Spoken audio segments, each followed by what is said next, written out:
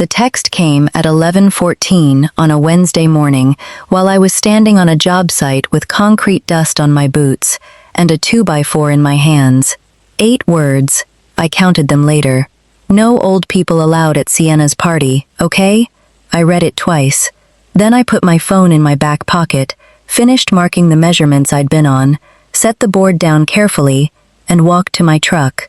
I sat there for 4 minutes. Not because I was devastated, not because I was trying not to cry. I was doing the thing I always do when something hits harder than expected, which is to let the feeling arrive all the way before I decide what to do about it. The feeling arrived. It was cold and clear, like water from a deep well. Not hot anger, not tears. Something more structural than that. The feeling of a person who has been building something on a faulty assumption and has just received the information she needed to see it clearly. The assumption was that the people benefiting from my work understood what the work was. They didn't.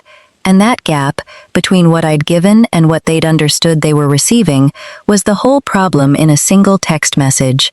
I sat with that for 4 minutes. Then I started making calls. By the end of the week, there would be no tent, no catering, no florist, no lighting company, no live music. And my daughter-in-law Krista would be standing in an empty backyard on a Saturday afternoon, holding a phone, calling a number I wasn't going to answer yet. But first, subscribe. Right now, before I go any further. If you have ever been the person who carried the whole thing, planned the whole thing, paid for the whole thing, and still got classified as a problem to be managed, this channel exists for you specifically. Hit that button, then come back. Because the way this ended is worth every single minute of this story. My name is Cassie. I was 33 that year, and I need to tell you something about myself before I tell you anything about the party, which is that I have never in my life been the kind of person who sits still and waits for things to happen. I grew up in a house where my mother worked 2 jobs and my father was mostly gone, and the thing I learned early was that if you wanted something to exist, you had to build it yourself. Not metaphorically, actually build it. By the time I was 16, I was helping my uncle on weekend jobs, learning the physical language of construction, how a level works, how to read a blueprint, how to understand a space by walking it before a single thing goes up. By 22, I had my contractor's license. By 25, I had a crew of 4, a truck that was finally paid off, and more work than I could take. I specialized in event infrastructure, outdoor venues, temporary structures, the kind of builds that go up for one weekend and have to be perfect because there's no second chance. Corporate retreats, vineyard weddings, private celebrations on private land. I built things people wanted to be beautiful, and I made them beautiful. And when they came down on Sunday night, I was already thinking about the next one. That work meant I understood, more than most people, what a thing cost, not just in money, in time, in planning, in the 100 decisions that happen before the first stake goes into the ground. My first solo build was a disaster, and also the best education I ever had. A retirement party on a hillside east of the city, and I'd underestimated the wind exposure at that elevation by enough that my first tent configuration would have come down in the overnight forecast. I drove back out at 10 at night, Danny on the phone the whole time, both of us in headlamps in the dark recalculating anchor points, until 1 in the morning. The party happened on schedule. Nobody knew. That is what doing the job right looks like from the inside. The crises happen in the dark, so the beautiful part can happen in the light. I've run 100 builds since then. I know how to read a piece of land, how to find the drainage problems and the sight lines, and the one spot in every outdoor space that catches the best evening light. I know how to work with florists and caterers and sound engineers, so that when the back door opens and someone walks out into what you've built, everything is already in its right place. So when my son Eli told me that his daughter Sienna was turning 16 and Krista wanted to throw her a party on my parents' land, I said what I always say when someone I love needs something built. Tell me what you want and I'll make it happen. Eli is my son from a relationship that ended when he was 3. His father and I were too young and too different and honest enough to admit it before we did more damage. I raised Eli mostly on my own, with my parents filling in the gaps on the days my job site ran long. He grew up on those job sites, actually. Afternoons in a camp chair doing homework while I finished work, falling asleep in the back seat on the drive home, smelling like sawdust and outdoor air. He could name every power tool by sound by the time he was 7. He learned to read a tape measure before he learned to read a clock.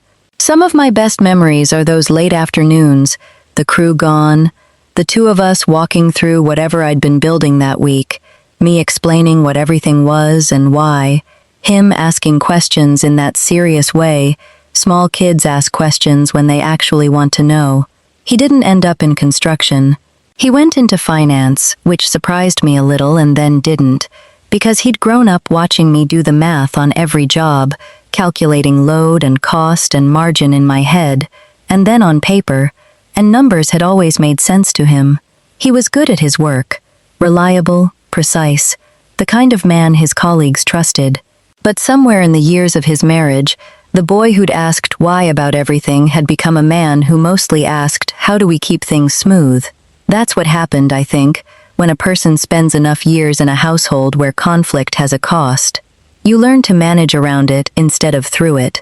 You develop the particular skill of not noticing things that would require you to act. He married Krista 6 years before that summer. She was fine, I thought at first. Organized, put together, the kind of woman who has strong opinions about color palettes and knows what she wants from a room.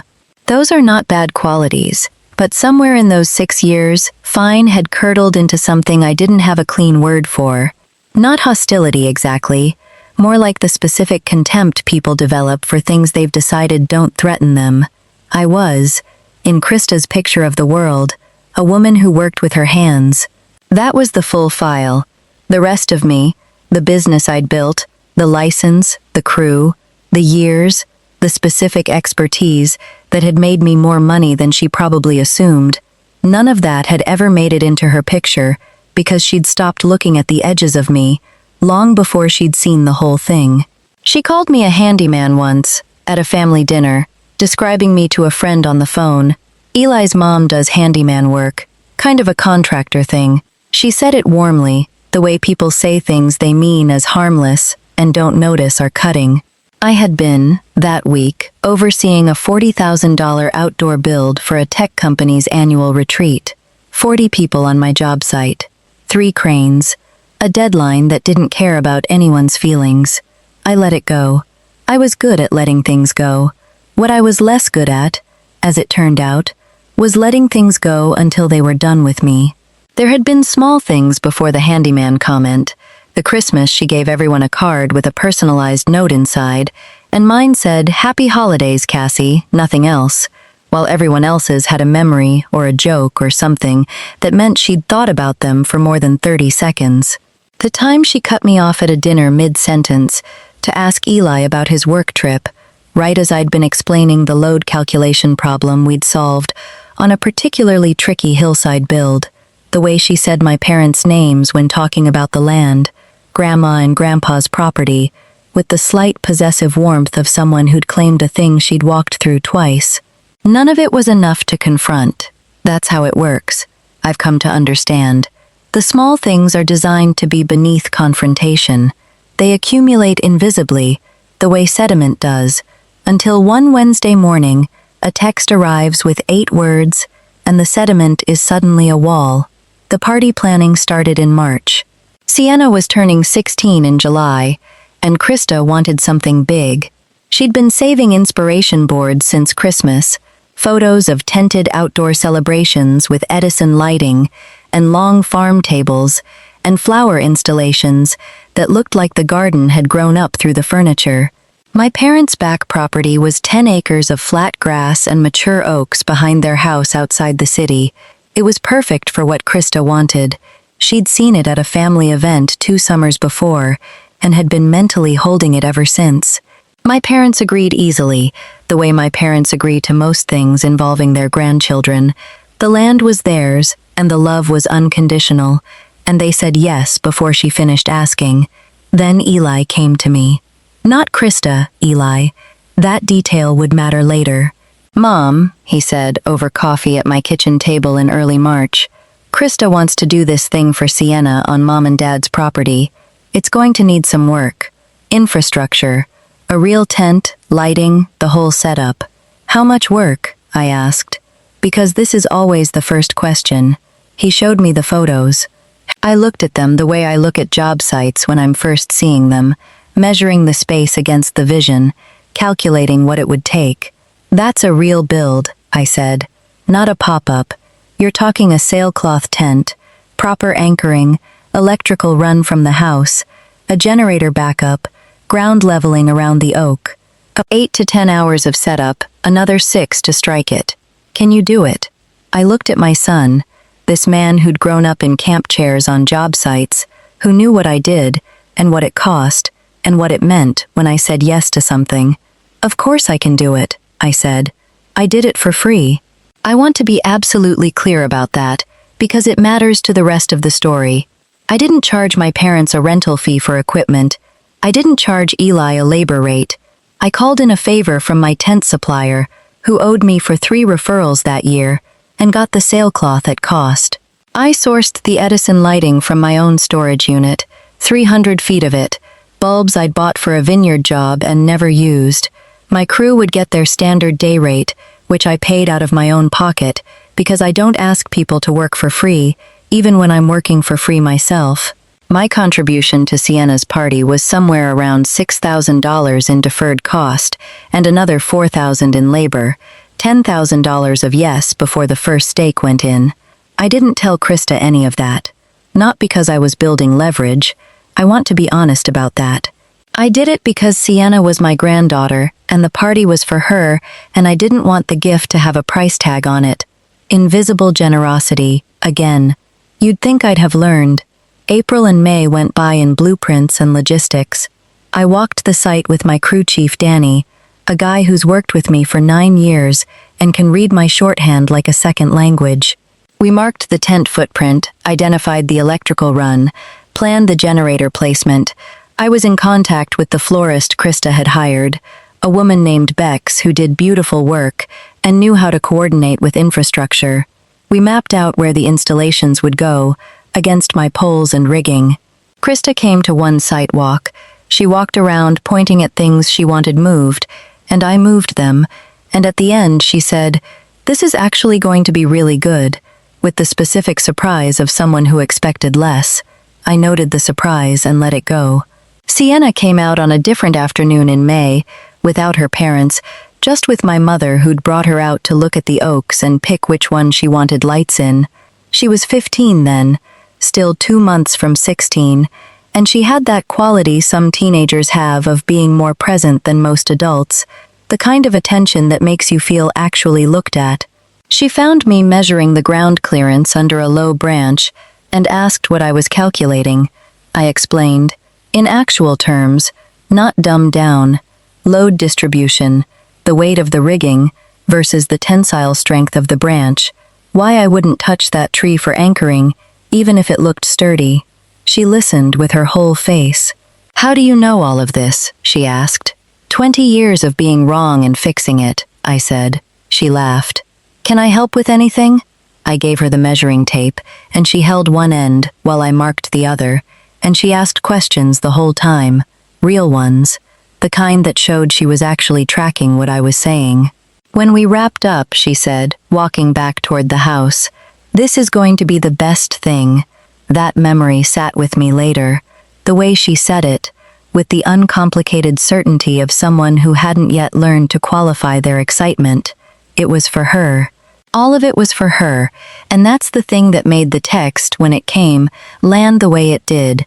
The text came on a Wednesday.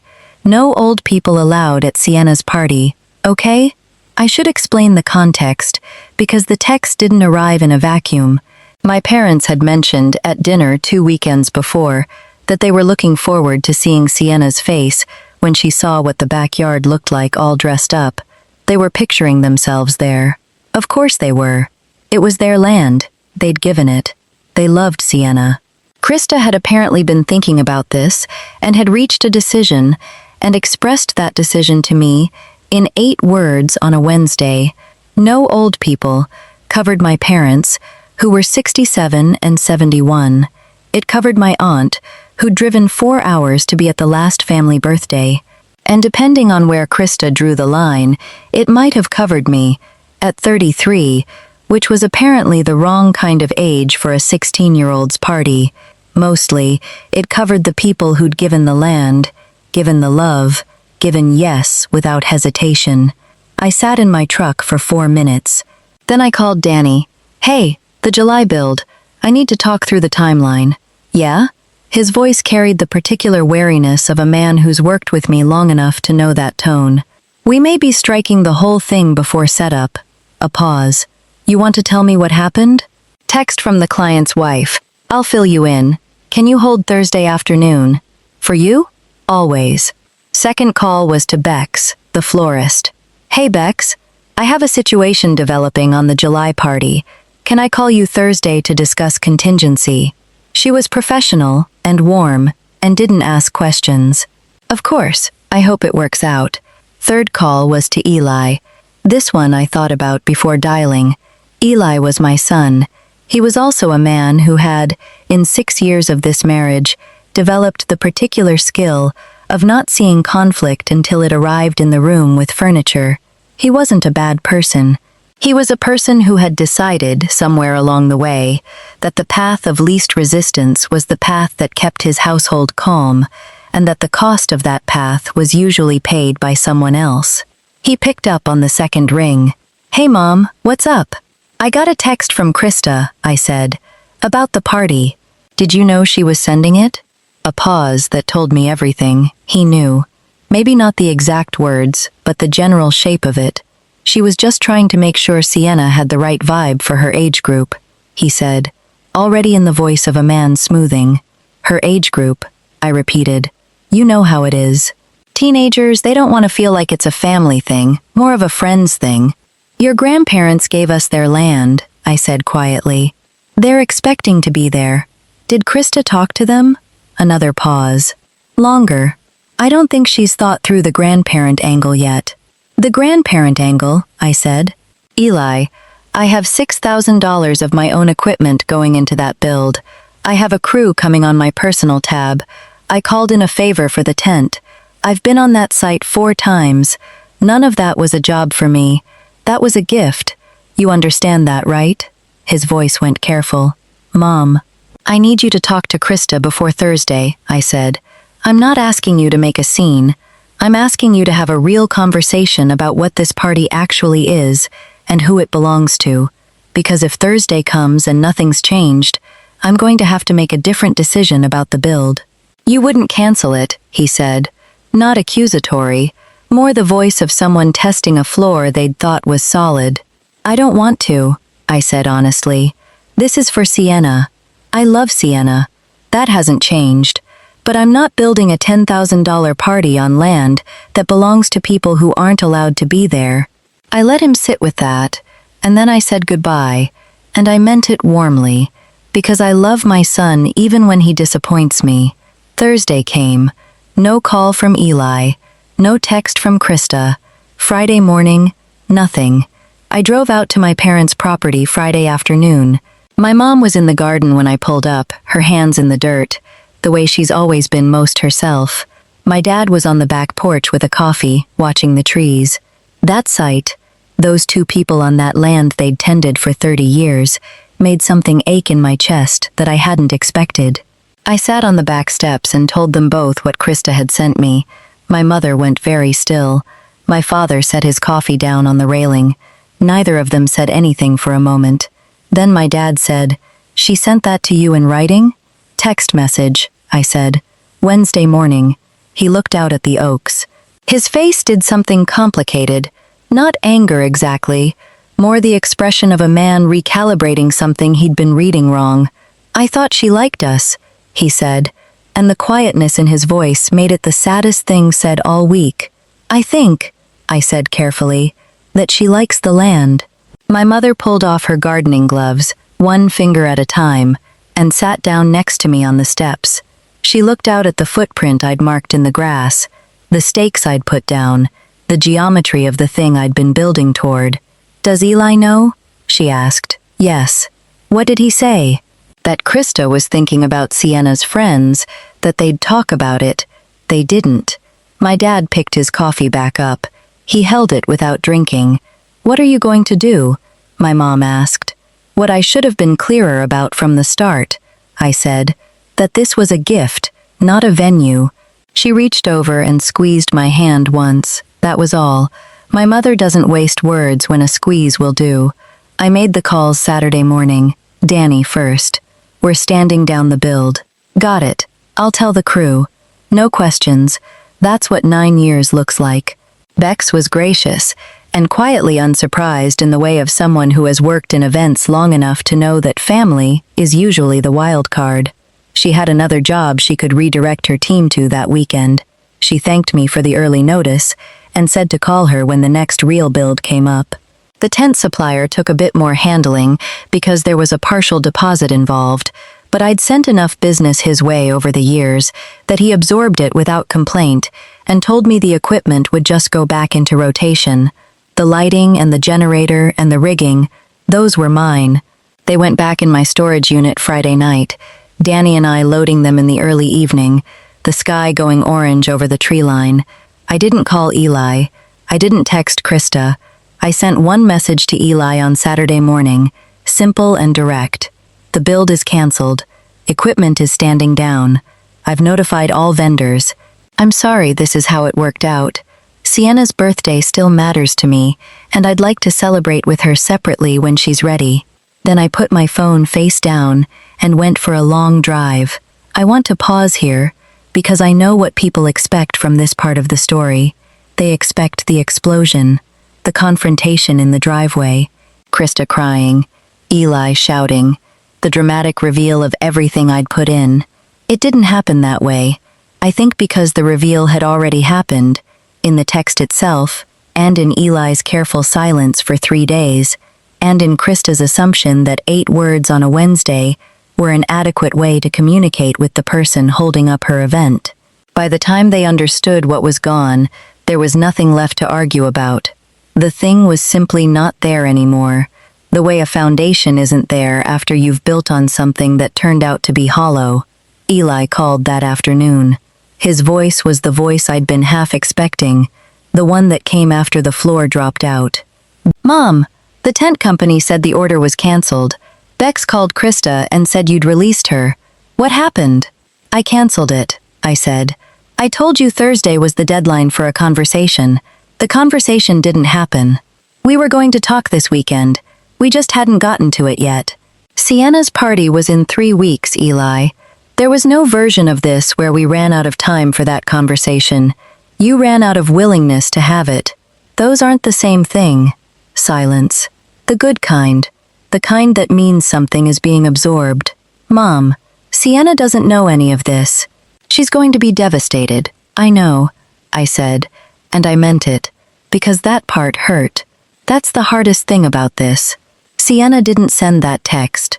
Sienna doesn't deserve a ruined birthday, but I couldn't build a celebration on land that belonged to people who weren't invited to it. That's not about me. That's about your grandparents, who gave a piece of their property and expected to be present on it. Another silence. I didn't think about it from their side, he said finally. I know you didn't, I said. You don't always think about the sides that don't make noise. It's something you're going to need to work on. He didn't say anything, but he didn't hang up either, which was its own kind of answer. What came next surprised me, and I want to tell you honestly, because it's the part that changed the shape of the whole story. 2 days later, Krista called me. Not Eli. Krista. She didn't lead with an apology. She led with, I want to explain what I was thinking, which I gave her credit for, because it takes a certain kind of nerve to try to explain yourself to someone you've just handed a reason to be done with you.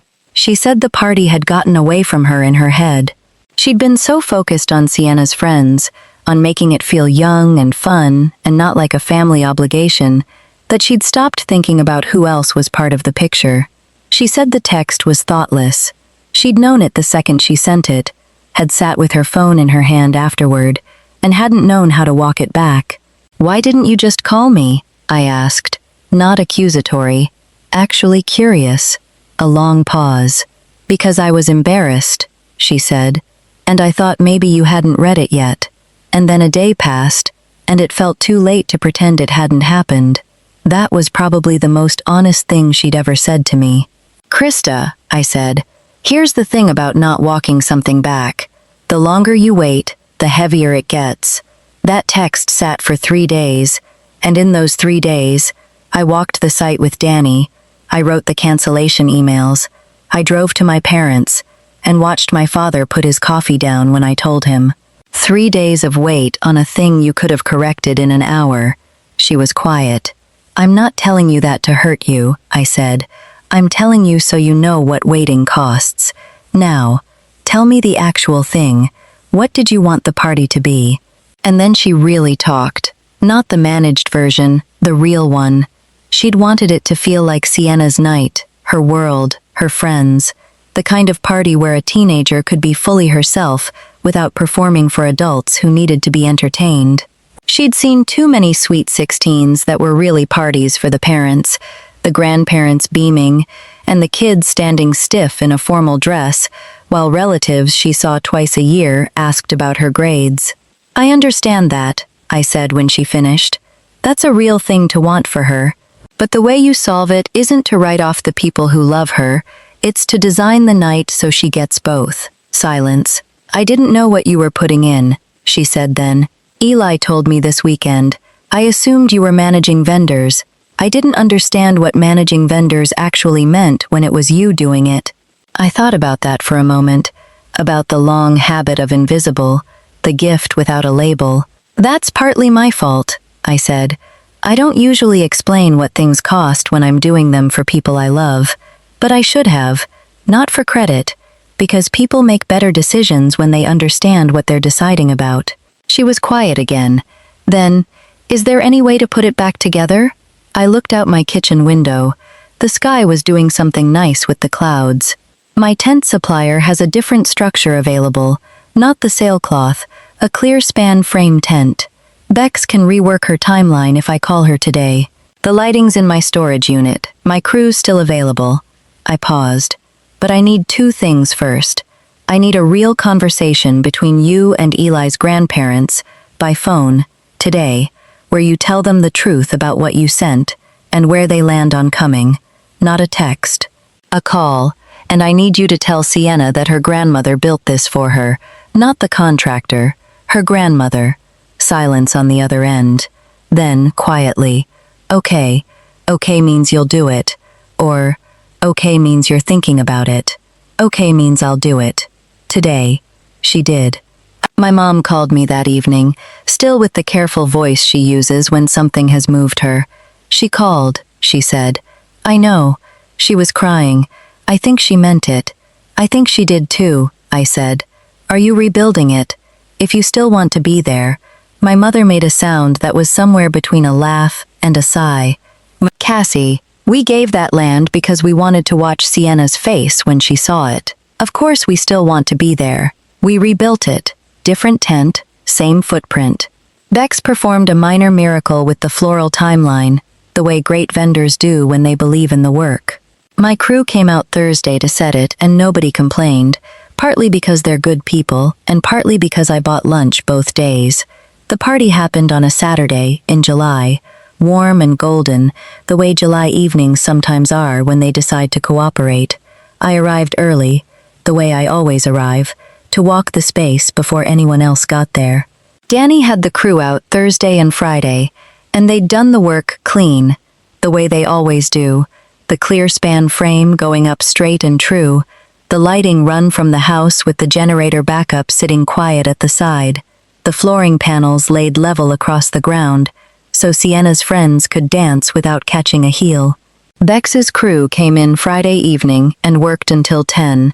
I drove past on my way home and saw the lights still on inside the tent, and I stopped for a moment at the gate and looked at it, the white cloth glowing against the dark tree line, the flowers climbing the poles, the long farm tables inside, laid with everything Sienna had cut out of magazines in January. It looked exactly like the pictures, exactly, After all of it, it looked exactly like what she'd wanted. Sienna walked out the back door at 5 o'clock, just before the guests arrived, and saw it for the first time. Her parents were behind her. My parents were standing off to the side by the oak, my mother in a yellow dress I hadn't seen before, my father with his hands in his pockets. Sienna stopped. She made a sound, the involuntary kind, the one that comes before the brain catches up to the eyes. Then she turned around and I thought she was going to hug her mother, which would have been fine, which would have been enough, but she looked past Krista and found me standing at the edge of the grass, still in my work boots, because I hadn't gone home to change, and she walked straight to me. She didn't say anything for a second, just stood there, looking at me with that full-face attention she'd had since she was small. "You built this," she said. "I built this," I said. She hugged me then, the real kind, both arms, the kind you feel in your whole chest. "Grandma told me," she said into my shoulder. "She said you built it for me specifically, that you picked all of it." I looked over her shoulder at my mother, who was watching us with the expression of a woman who had decided, somewhere along the way, that her granddaughter should know the full story. "I did," I said. "Every stake. My parents were there." My mother danced with Sienna to a song I didn't know the name of, under lights I'd strung from poles I'd anchored, on land they'd given because love doesn't ask for conditions. Krista found me near the end of the night, standing at the edge of the tent watching the dancing. She didn't say anything for a minute, just stood there with me. Then she said, "She told me, Sienna, about what you built for her." "Good," I said. "She wants to know if you'll teach her." I looked at her. "Teach her what?" "How to build things," Krista said. "She said her grandmother builds things for people, and she wants to know how to do that." Something settled in my chest, warm and deep. The particular satisfaction of something landing exactly where you aimed it, without knowing you were aiming. "Tell her to come to a job site," I said. "Any Saturday she wants. Before I let you go, if you are still here, do me one thing. Subscribe to this channel, not for me, for yourself, because if you made it to the end of this story, you are probably the person who builds things quietly and lets other people take the bows. This channel is the place where that person gets to tell the whole story. Hit the button. And here's the thing I'd want you to carry out of this, the one real thing under all of it. The people who dismiss you have usually made one mistake and one mistake only. They stopped paying attention before they saw the whole picture. That's their error, not yours. But here's what I've learned about invisible generosity over 33 years of doing it. The gift you give without a label is the easiest gift to take for granted, not because the person is necessarily cruel, because you taught them not to look. I still don't build things for the credit. That's not who I am, but I sign my work now.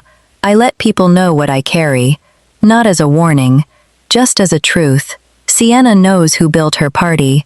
She knows what it cost, and why it was given, and who almost didn't get to see her walk out that back door. She comes to job sites now, some Saturdays. She arrived at her first one in August, a month after her party, in actual work boots she'd bought herself, which told me she'd thought about it seriously. Danny gave her the same look he gives everyone the first day, the one that says, "Prove it," and she proved it by asking better questions than most adults do. She's learning the difference between a load-bearing wall and a partition. She's learning how to read a blueprint, how to walk a space before anything goes up, how to look at what's there and see what could be. She'll know, by the time she's grown, that the people who build things are not the people who need to announce it, but they're also not the people who disappear when the invitation gets narrowed. Last Saturday, she called me from the site while I was doing paperwork at home, holding the tape while Danny marked a measurement. "Grandma," she said, and just that word still gets me. "Danny says you once reconfigured a tent at 1 in the morning. Is that true?" 1:15, I said. "Technically." She relayed that to Danny. I heard him laugh. "Okay," she said, satisfied. "Then, I'll tell you about my day later." "I'd like that," I said. "My name is Cassie. I build things that don't fall down. And the next time someone tells me not to show up, I'll make sure they understand exactly what stops showing up with me.